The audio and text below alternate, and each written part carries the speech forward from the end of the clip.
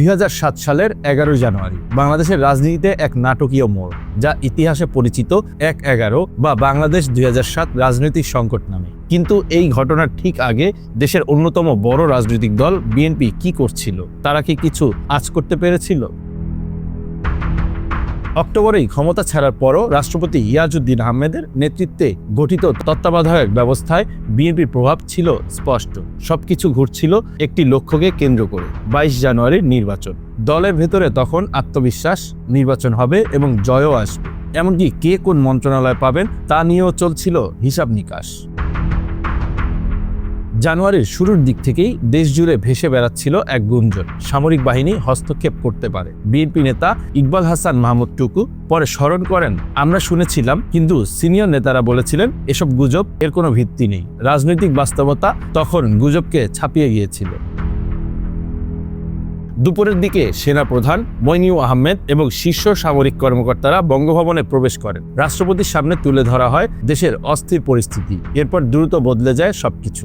জারি হয় জরুরি অবস্থা, পদত্যাগ করেন উপদেষ্টারা, স্থগিত হয়ে যায় নির্বাচন।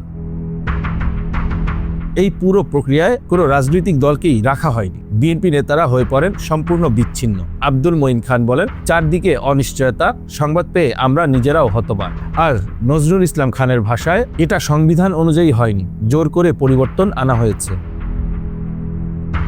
নতুন তত্ত্বাবধায়ক সরকারের শপথ অনুষ্ঠানে বিএনপির কোনো নেতা যাননি। দলের ভেতরে তখন যুক্তি ছিল, এতে অংশ নেওয়া মানে তা বৈধতা দেয়া। কিন্তু অনেক বিশ্লেষকের মতে এই সিদ্ধান্তই বিএনপিকে নতুন সরকারের কাছ থেকে দূরে সরিয়ে দেয়। নতুন তত্ত্বাবধায়ক সরকারের নেতৃত্বে আসেন ফখরুদ্দিন আহমদ। শুরু হয় দুর্নীতি বিরোধী অভিযান। গ্রেপ্তার হন খালেদা জিয়া, শেখ হাসিনা, দুই প্রধান রাজনৈতিক নেত্রী। এছাড়া আটক হন অসংখ্য রাজনীতিবিদ ও ব্যবসায়ী। বিশ্লেষকদের মতে বিএনপি পরিস্থিতির গভীরতা বুঝতে পারেনি। রাজনৈতিক সংকটকে তারা দেখেছিল একটি স্বাভাবিক নির্বাচন পূর্ব উত্তেজনা হিসেবে, কিন্তু বাস্তবে দেশ এগোচ্ছিল এক বড় পরিবর্তনের দিকে।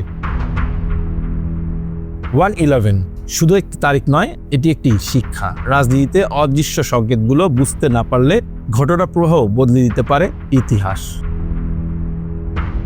Bangla affairs news desk.